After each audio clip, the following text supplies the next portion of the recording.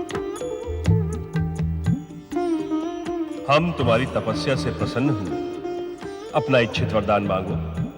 हे परमपिता,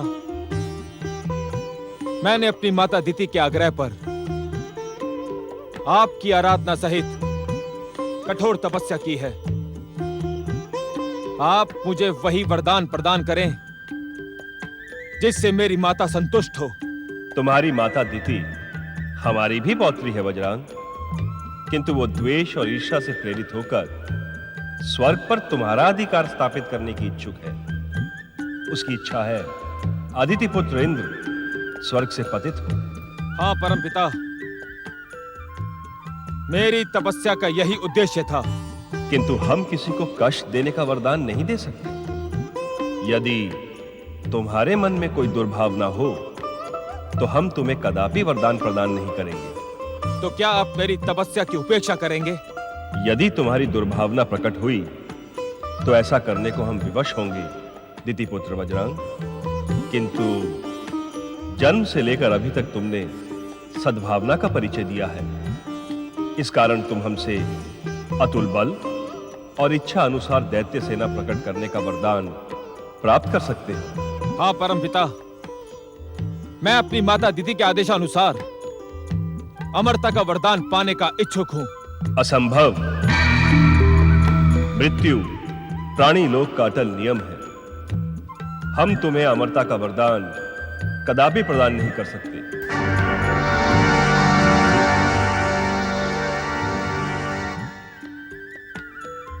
फिर जो आपकी इच्छा हो परमपिता, मुझे वही वरदान प्रदान करें। हम तुम्हें अतुल बल और इच्छा अनुसार दैत्य सेना प्रकट करने का वरदान प्रदान करते हैं। तथास्तु।